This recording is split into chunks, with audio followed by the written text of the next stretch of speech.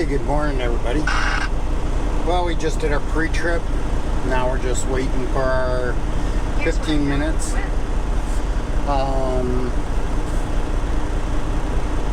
We're about an hour away, so it looks like I'll arrive there like 7:30, 7:35. Like I said, last time I think it took an hour to get unloaded. I don't know what they're like in the morning. They might not even be that busy in the morning, just trying to get their own trucks out. So I'll go check in. I might get unloaded pretty quickly, and then I'll have to go find someplace to park. Or it may take, there may be a line of guys bringing stuff in, and it'll take an hour. It's all hit and miss until I get there. So we're going to be leaving in a little bit, so we'll see you in a little bit. Hey everybody. Well, we're at that time of the day. The only thing with someone sees older trailers, you need to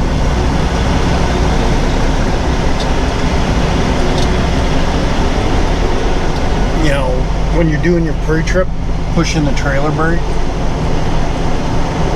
because sometimes most guys don't check it. If the rubber starts getting dry, it'll leak.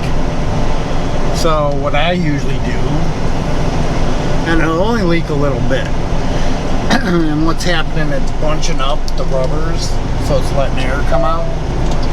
What I usually do, if I run into that situation first thing, almost every trailer you hook up to, depending on if the guy dropped his airbags last time he had a PM and he hooked up to it, there's always going to be grease there. So I'll take it off, and then you can wear gloves or whatever, and take a little grease and put it around the rubber on the tractor glad hand and put it on. I would say, I don't know, unless there's a rip somewhere, 99.9% of the time, or 99.5% of the time, that's gonna stop it from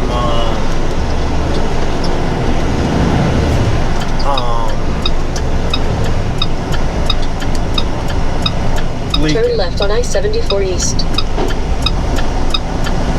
And that was the same as this morning. It's happened a couple times, even on a new trailer. New trailers got that tight rubber. So if yours is fairly new on your tractor, shoulder closed was reported on I-74. You're on the fastest route. Bunching up the rubber a little bit because the clearances are so tight. It creates a little bit of a leak. Put a little grease on it.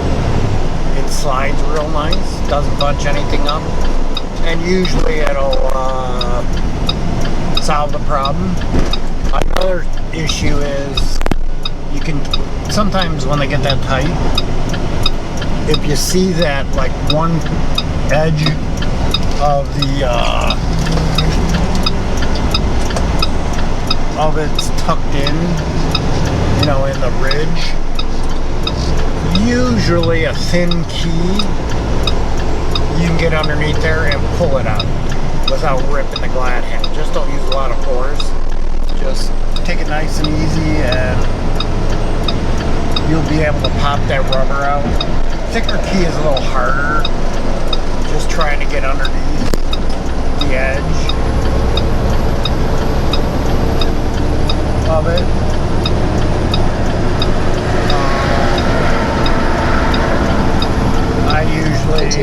I-74. I have a lock key, which is thin. And just slide that underneath, pop it up, and you're good to go.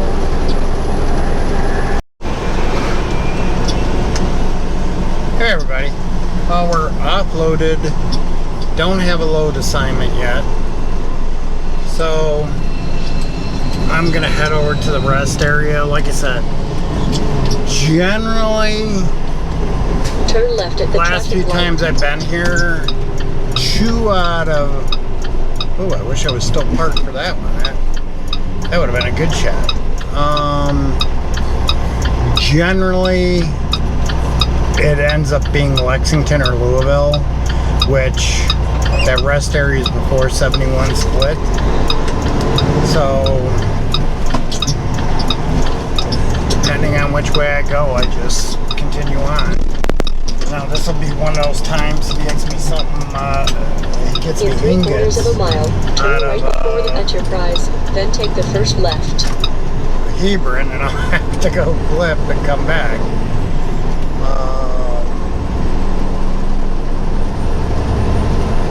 But generally, like I said, it's usually I pick up something out of Lexington or Louisville. You know, or on my way to Louisville. You know, it's either he gets the liquid or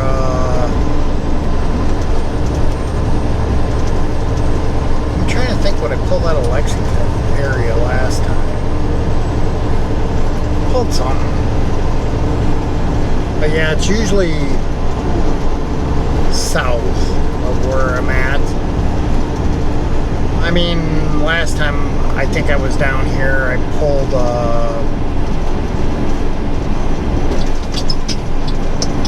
an alcohol load out of turn right at the traffic light, then take the first left. But that's not bad because I think there's probably something that I could,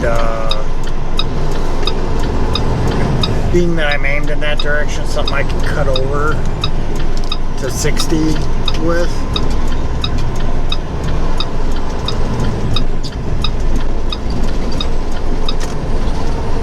So turn left at the traffic light. And what's nice is there's enough, and there's a few entrances after it that I could flip around if I need to, that I'm not going to go 100 miles on that. Plus, like I said, I can sweep out the trailer.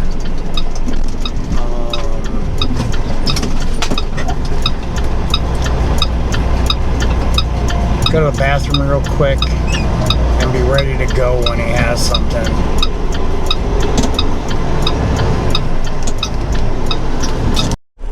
Hey everyone, we got a load. Picks up out of the one spot in Louisville, and it's a 2-stopper for Monday. Greenville, South Carolina, and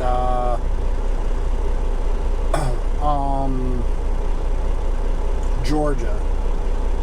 So I kind of picked a pilot, and they got parking, so hopefully tomorrow when I get up, or I want to see how much time it's going to show going to that place, because I'll have to manually put this in because it wants me to take a state highway to go down to Greenville to make the stop, and this thing's a little east of Greenville, so I'd have to manually put in the address. So we'll see what time it says I'd be there. It's 400 miles, maybe 420, so it'll be 7 hours. So once I load, if I got like 8 hours left, I'll probably book it for tonight if there's spots open. If not, I'll get as far as I can grab a rest area and then finish it off in the morning after I book spots there. So we'll see in a little bit once we get loaded and we're heading out.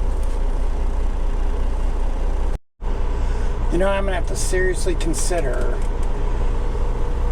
the next time he approaches me with this load,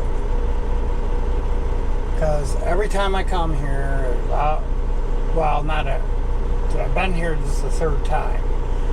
First time sucked, second time went really good, and now the third time. Calls me up, you know, when he's pitching me this load, I go, yeah, are we going to be our usual 4 hours late for this? He goes, no. He goes, it's actually a 1:30 pickup time. So I set it up, I'd be here at 1 o'clock. Was here at 1 o'clock. Go check in. Oh no, you're not supposed to be here till 2:15. So then I got to try to squeeze into one of the holes back there, off to the side. Wait till 2 o'clock. Check in, gives me, the door wasn't that bad. I had to weasel around a friggin' FedEx package van, but. Hey everyone. Well, just scaled these ridiculous ships. Can't load a truck to say they're sold. Got 30,000 on. And I got it in about a half trailer, maybe a little bit longer. But the one nice thing about these utility trailers, I think their slide is longer than Hyundai. But, and I just fueled, so I'm probably 11.8, like 32 or 31. On the drives and 24.5 on the trailer, and I got one notch I can go up more, so that ain't gonna take that much off, maybe 250 pounds. So you can say that I got 24.5 on the trailer. I put 60 gallons in, so that's about 480 pounds. That'll probably be distributed between steers and the drives. So I'm probably like almost 31,000 on the drives and probably 11.8 on steers. So I'm good, just that I hate being 6,000 pound difference. It's bumpier, but it seems to pull okay. Right onto Simpsonville, Buck Creek Road. I gotta admit, I ran up a couple small hills. It really didn't lose that much.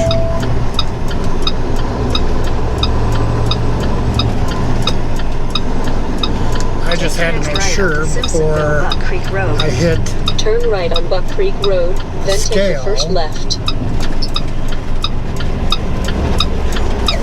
So that I didn't have an issue.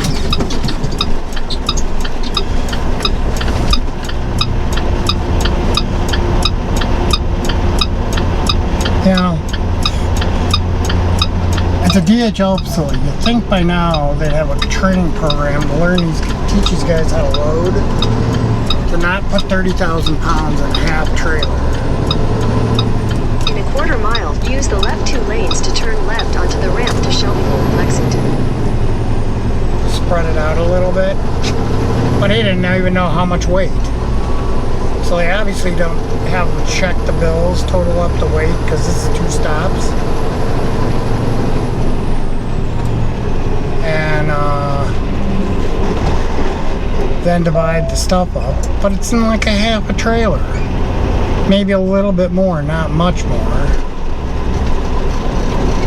It's not like... Put it this way, with the axle slid all the way up, I'm probably touching the freight with the front of the axle. So it's slightly up past the halfway on a 53 footer.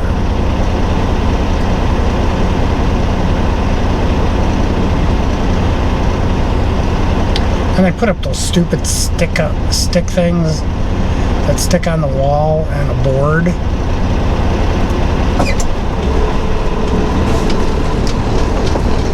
Should have just asked me if I had straps. Turn left at the traffic light.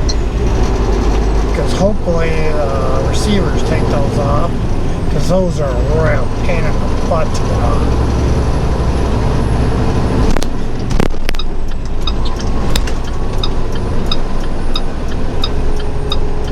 I have to break out my crowbar. Use the left 2 lanes to turn left onto the ramp to Shelbyville.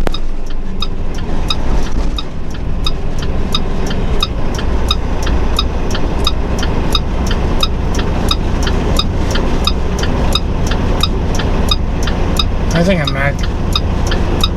I mean, it'll take a month to transfer over to anybody, so I got at least another month with these guys. I'm gonna tell them don't ever give me one of these things again. Every time I pull one of these, I get screwed by the broker.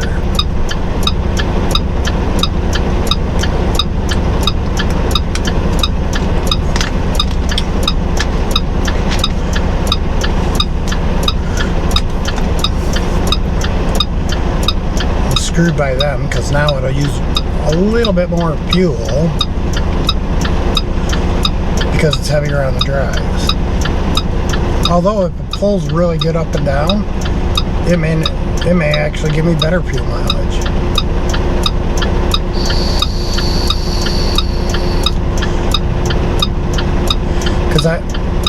And that's another thing.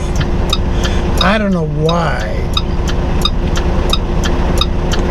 this thing wants to go over and run back roads, and Ram McNally would do the same thing. For the first time, Google is actually taking you the shorter route, and that's to run 64 over 75, 75 down to 40. Well, in a quarter mile, it's going to take me on 275 and 640. And come on, Granny, let's go. 275 to 640, then 640 around to 40 to get around to Hitfilm.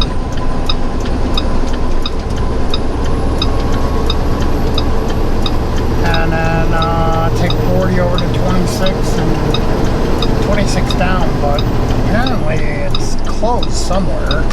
Continue on I-64.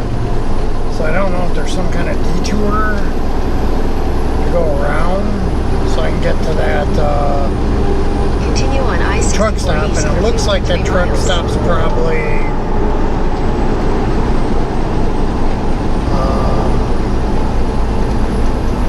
40 miles from where I got to deliver, maybe.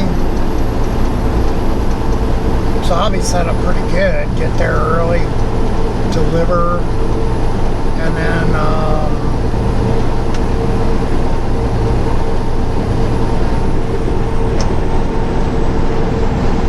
I gotta run 100 miles over to Georgia and deliver what looks like could be the bulk of this. About 23,000 per. That I'm only gonna, my first stop, I'm only gonna get 6,000 pounds off, which will be more conducive to the weight it should be. And then I go over to Georgia and get the balance off. So with any kind of luck, it all works out good. I gotta see what the times are. I don't know what the delivery times are. But if I can make it there right away,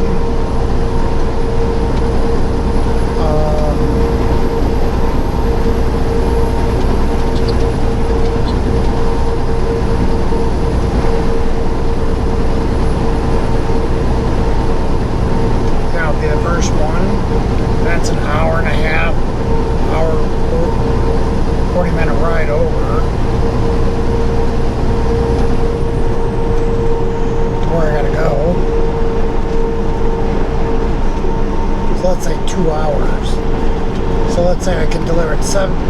8 their time. This shouldn't take very long once I get in there. So 8:30. I should be at Georgia by 10:30. Hopefully be unloaded by 11:30 their time.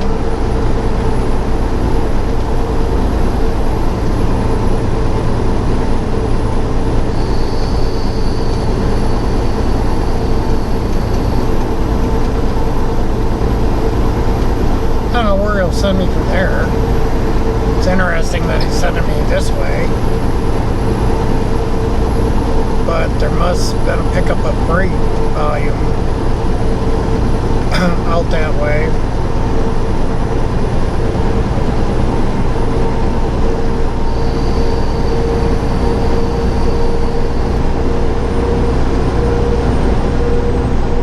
The only pain is I might have to do what I did last week and put 30 gallons in to get me the last. Make sure I have enough fuel in case my APU ever went out, and then I can run it during the weekend. It was 93 here. I mean, I was able most of the day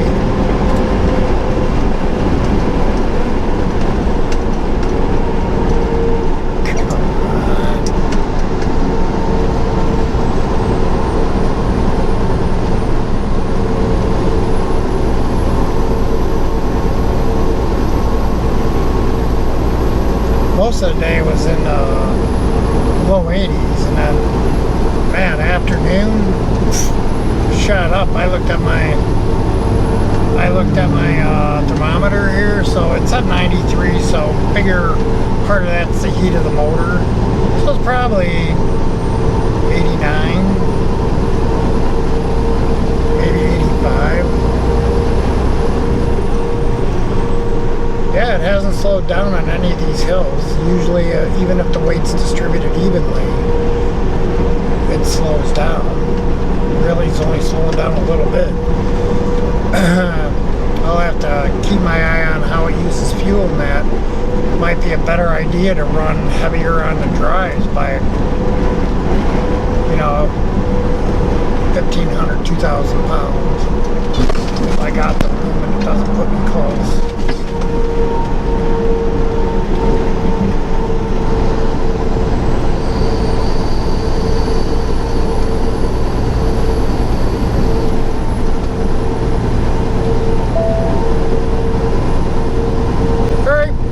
Shall see in a little bit, or unless something interesting happens. So see you in a little bit.